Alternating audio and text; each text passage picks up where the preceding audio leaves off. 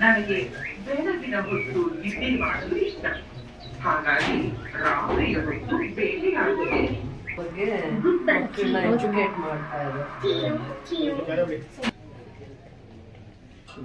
ಮಕ್ಕಳಲ್ಲಿ ಕಲಿಕೆಯ ಆಸಕ್ತಿನ ಹೆಚ್ಚಿಸ್ಲಿಕ್ಕೆ ಸರ್ಕಾರಿ ಶಾಲೆಗಳಲ್ಲೇ ಮಾದರಿ ಶಾಲೆಯಾಗಿ ಈ ಶಾಲೆನ ನಾನು ಹಿಂದೆ ಸುಂದರಪಾಳ್ಯ ಪಂಚಾಯತಿಗೆ ಬಂದಾಗ ಅಲ್ಲಿನ ಟೀಚರ್ಸ್ ನನ್ನನ್ನು ಒತ್ತಾಯ ಮಾಡಿ ಕರೀತಾರೆ.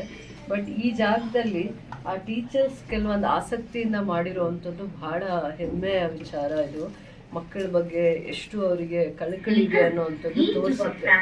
ಅದಾದ್ಮೇಲೆ ಪ್ರತಿಯೊಂದು ಕೂಡ ಪುಸ್ತಕದಲ್ಲಿ ಹೇಳ್ಕೊಳೋದಕ್ಕಿಂತ ಆಗತ್ತೆ. ಮಕ್ಕಳನ್ನ ಕೂರಿಸಿ ಪಾಠ ಮಾಡುವಾಗ ಕೆಲವೊಂದು ಸಂದರ್ಭದಲ್ಲಿ ಆಸಕ್ತಿ ಕಡಿಮೆ ಆಗ್ಬೋದು. ಅದೇ ಮಕ್ಕಳ ಆಸಕ್ತಿಯನ್ನ ಏಕಾಗ್ರತೆಯನ್ನ ಹೆಚ್ಚು ಮಾಡ್ಲಿಕ್ಕೋಸ್ಕರ ಅವ್ರದೇ ಆದ ರೀತಿ ಒಂದೊಂದು ಹೊಸ ಪ್ರಯೋಗಗಳನ್ನು ಮಾಡುವಂತ ಇದ್ದಾಗ ಪ್ರತಿಯೊಂದು ಪ್ರಾಣಿ ಪಕ್ಷಿಯ ನೀರಿನಲ್ಲಿ ಯಾವ್ಯಾವ ಥರ ಇರುತ್ತೆ, ಜೀವಿಗಳಿರುತ್ತೆ, ಅವುಗಳ ಜೀವನ ಹೇಗೆ, ಪಕ್ಷಿ ಏನು ತಿನ್ನುತ್ತೆ, ಅದರ ಜೀವನ ಹೇಗೆ ಅನ್ನುವಂಥದ್ದನ್ನು ಈ ರೀತಿಯ ಹೊಸ ರೀತಿ ಮಕ್ಕಳಿಗೆ ಹೆಚ್ಚಿನ ಆಸಕ್ತಿ ಬರಲಿಕ್ಕೆ ಈ ವಯಸ್ಸಿನಲ್ಲಿ ಮಾಡ್ತಾ ಇರುವಂಥದ್ದು ಇವರು ಮಾದರಿಯಾಗಿ ಮಾಡಿದ್ದಾರೆ. ಸರ್ಕಾರಿ ಶಾಲೆಗಳಲ್ಲೇ ಮಾದರಿಯಾಗಿ ಇದನ್ನು ಹೆಚ್ಚಿನ ಶಾಲೆಗಳಲ್ಲಿ ಇದನ್ನು ಮುಂದುವರಿಸಿದ್ರೆ ಮಕ್ಕಳಿಗೆ ಯಾವ್ಯಾವುದು ಈಗ ಬೇರೆ ಶಾಲೆಗಳಲ್ಲಿ ಸಿಗ್ತಾ ಇದೆ ಸೌಕರ್ಯಗಳು ಇಲ್ಲಿ ಇಲ್ಲ ಅನ್ನೋವಂಥದ್ದಕ್ಕೆ ಈ ಸರ್ಕಾರಿ ಶಾಲೆ ಮಾದರಿ ಆಗಿದೆ. ಇದು ಈ ರೀತಿ ನಾವು ಬೇರೆ ಶಾಲೆಗಳನ್ನು ಅಭಿವೃದ್ಧಿ ಮಾಡಬೇಕು. ಇವಾಗ ನಾವು ಅದೇ ಒಂದು ನಿಟ್ಟಿನಲ್ಲಿ ಕರ್ನಾಟಕ KPSC ಶಾಲೆಗಳು ಅದೇ ಒಂದು ಉದ್ದೇಶದಲ್ಲೇ ಹಾಕ್ತಾ ಇರೋದು. ಇಡೀ ಒಂದು ಪಂಚಾಯತಿಗೆ ಆ KPSC ಶಾಲೆ ತಂದು LKGಯಿಂದ ಹಿಡಿದು PUC ಮಟ್ಟಕ್ಕೆ ಆ ಶಾಲೆನ ಅಭಿವೃದ್ಧಿ ಮಾಡಿ ಇಡೀ ಪಂಚಾಯತಿಯಲ್ಲಿರುವಂಥ ಟೀಚರ್ಸ್ನ ಒಂದು ಜಾಗದಲ್ಲಿ ಸೇವೆ ಮಾಡಲಿಕ್ಕೆ ತಂದು ಅಲ್ಲಿಗೆ ಎಲ್ಲ ರೀತಿಯ ಸೌಕರ್ಯಗಳನ್ನ ಮಾಡುವಂಥ ಒಂದು ದೂರದೃಷ್ಟಿ ಆ KPSC ಶಾಲೆಗಳು.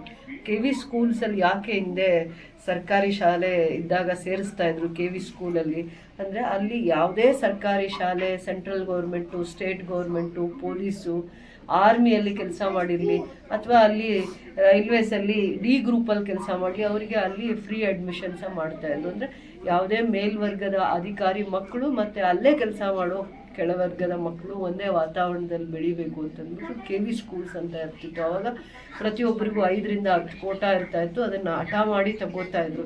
ಈಗ ಅದೇ ಒಂದು ಮಾದರಿಯಾಗಿ ಇಂಗ್ಲೀಷ್ ಮೀಡಿಯಂ ಶಾಲೆನ ಅಭಿವೃದ್ಧಿ ಮಾಡೋ ದೂರದೃಷ್ಟಿ ಸರ್ಕಾರ ತಗೊಂಡಿದೆ.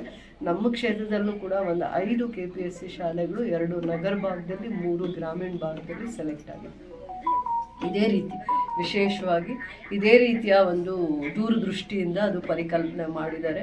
ಒಳ್ಳೆಯದಾಗುತ್ತೆ. ಎಲ್ಲ ಸರ್ಕಾರಿ ಶಾಲೆಗೆ ಮತ್ತೆ ಬರಲಿ ಅನ್ನುವಂಥ ಒಂದು ಆಲೋಚನೆಯಿಂದ ಮಾಡಿದ್ದಾರೆ. ಅದನ್ನೆಲ್ಲ ಗುರುಗಳಲ್ಲಿರುವಂಥ ಒಂದು ವಿಶೇಷವಾಗಿರುವಂಥ ಗುಣ, ತಂದೆ ತಾಯಿಗಿಂತ ಯಾರಾದರೂ ಒಂದು ವ್ಯಕ್ತಿ ಭಾಳ ಶ್ರದ್ಧೆಯಿಂದ ನೋಡ್ಕೋತಾರೆ ಅಂದರೆ ಅದು ಗುರುಗೆ ಮಾತ್ರ ವಿಶೇಷವಾಗಿರುವಂಥ ಗುಣ ಮತ್ತು ಲಕ್ಷಣ ಇರುತ್ತೆ.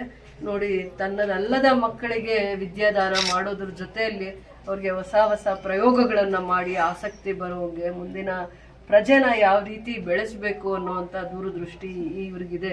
ಅದು ವಿಶೇಷತೆ ಇವರಲ್ಲಿರುವಂಥದ್ದು.